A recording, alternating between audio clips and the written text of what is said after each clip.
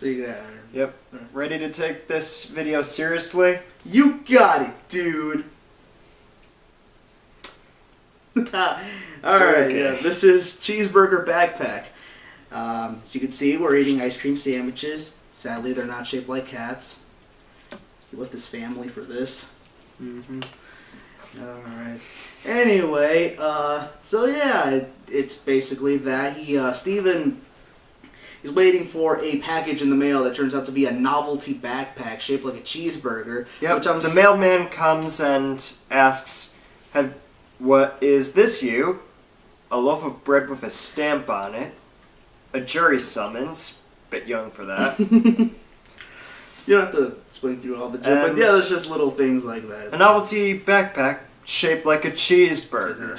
Which I'm sad that nobody is, they haven't made that yet. You'd expect they'd make, I've seen novelty backpacks, but I have not seen anything shaped like a cheeseburger. Yep. Which is sad. Yep, and with Steven's childlike wonder, he pretty much talks about how this is going to help him save the world. Yeah, he wants to basically show that he can help the gems out with their missions. Even though his gem power is not... Well, he doesn't know how to use it quite yet. Well, he's still a kid. He still doesn't know certain things about anything, really. He just wants to help because he figures he's a gem too. He can help out. I can be useful. I'm not just a kid. Yep. But he still acts like a kid. I mean, this is still pretty early in the show, so he's very young.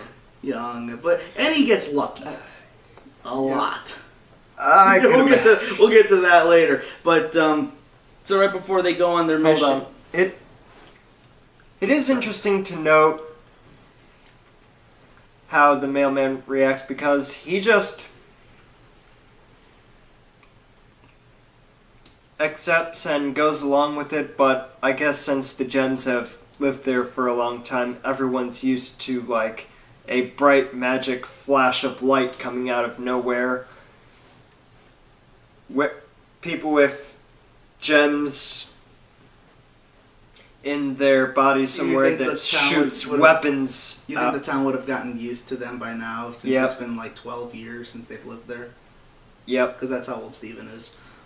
And yeah, it's crazy because they're just like, okay, that's a thing. Good luck with that.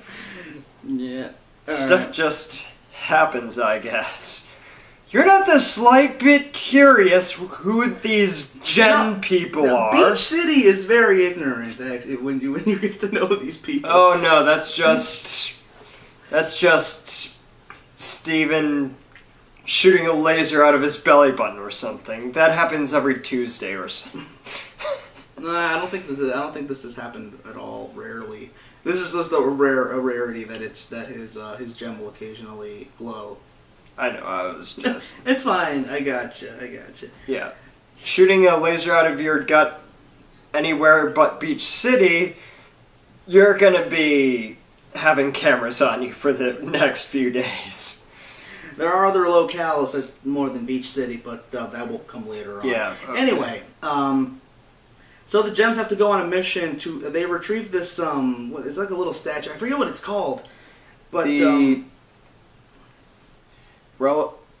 a relic. It's an artifact of the moon. The MacGuffin. The great moon crystal statue or something like that. It's only the second time I've seen this episode and I still can't remember it. But basically they have to, they get it and they're going to go to what's that place called? For some reason I'm blanking. The Sea Temple or something? Yeah.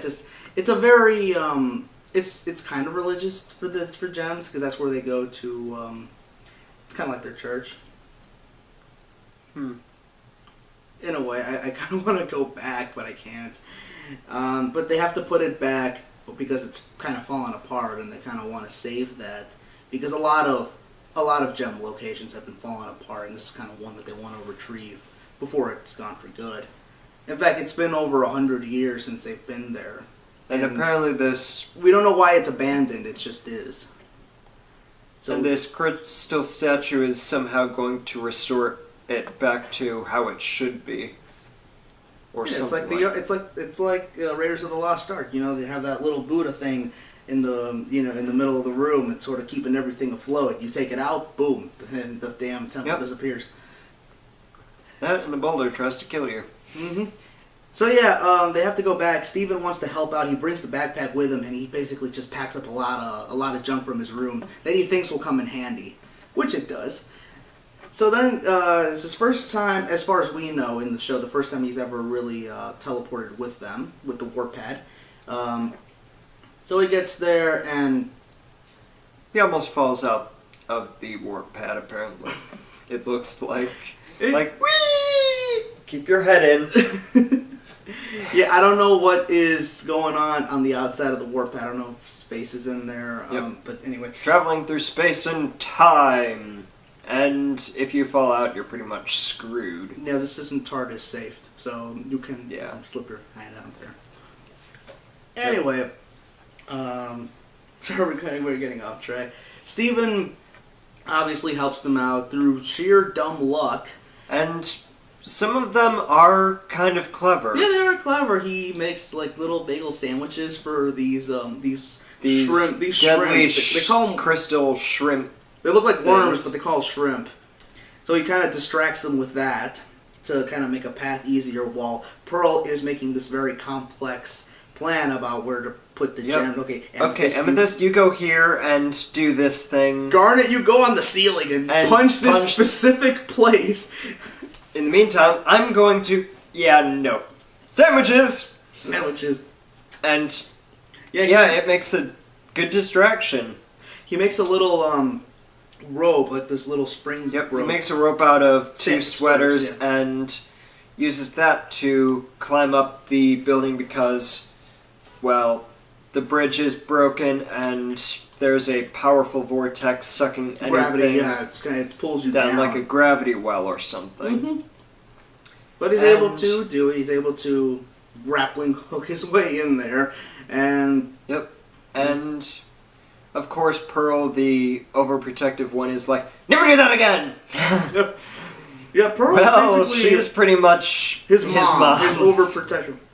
Here's how I see it. Pearl is worried mom. Garnet is cool mom, and Amethyst is like cool older sister. Yeah, I was gonna say. Alright. Right. So they get to the locale where they have to place the MacGuffin, but Steven. It turns out that through all of the stuff that Steven grabbed, put in his burger, and the one thing that he was supposed to bring... He had one job. Like, every time you ask the youngest sibling to pack the... the most important thing. Pack for the trip, he forgets the one thing he's supposed to bring, which is the MacGuffin statue of the ocean or whatever. That's gonna come back and bite everyone in the ass, like episodes in, but we're gonna get to that episode. Yeah, it's a great episode. Anyway, I bet it's gonna screw people over because something else happens there, but we'll get to it when we get there. Yeah, no spoiler, thank you. No. It's just keep this episode in mind for later. Yeah. Anyway, so he has Plan B. Mr. Queasy, who I completely forgot was in this episode. Yeah, it's pretty much this weird doll of a sick guy who would look like the... He's got an esophagus and an intestines and all this stuff in his belly. Yep. And he says things like, "Kid, quit shaking me, I have a medical condition." And that just seems like the funniest guy on Sesame Street. It could be a Sesame Street puppet if they really wanted it to. Yeah. So he places it on the altar, thinking, if it will work or not. Could this work? It doesn't. Garner's like, it doesn't. Maybe. The thing falls apart. The whole temple is sucked into the ocean, and the four survive, of course. The raft survived. Yeah, we didn't get to that. We forgot that he also had this other idea for a getting across the stream of getting across the water. stream because there's no bridge. So because he has a raft. They all confide in pull out Steven. a raft, toss it in, and nope. Well, yeah, because they were so trustful. Because oh wait, Steven's backpack is so convenient. Let's just trust the backpack. Believe in the backpack. It works sometimes. It worked sometimes. 2 out of 3. Well, actually, no, it worked 2 out of 3. 3 times because the raft came back. The third and, yeah, the second one, well, third one does come in again and helps them. But it turns out it's going to be a long paddle back to Like 3 the hours. warp pad. It's just 3 hours. You'll make it. 3 hours of paddling. Oh. That would be... Yeah, I'm pretty sure that Stephen would be singing a song the whole time. So, wouldn't be that boring. If you've noticed also, Pearl is very culture...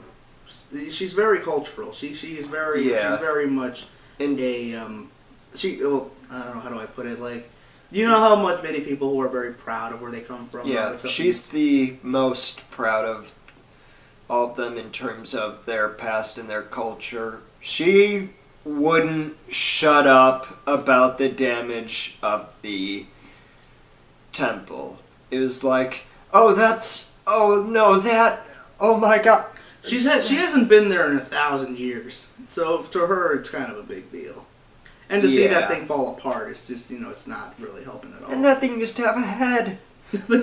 She chopped off the entire statue because of one of the shrimp was on top. Well, it was 2 shrimp on top of it. She just sliced the whole damn thing off. Burl can be kooky sometimes. I won't. They all can. Well, Except Garnet so far. So far. Garnet's the only one who's scary serious. For now. Is there anything else about this, or what? I think this is going to be one of the episodes that eventually is going to have a major impact in things later. Yeah, well, like that and no, I was going to say that when I started watching, like, this was the one that kind of made me want to keep watching because I just really, really like Steven's personality. He's just very playful. And he's going to get serious later on, but it's just nice to see him just be his kooky self. Kind of like at the beginning of Avatar when you see Aang and he's just nothing but playful. Aang for the first time, and he's just the... He's just a kid. Yep. He's just a cute, playful little kid. I like with seeing so much that. energy, but later on he develops into a... Well, he has to. Yeah. A strong, serious, but still at a few times a kooky kid. Mm-hmm.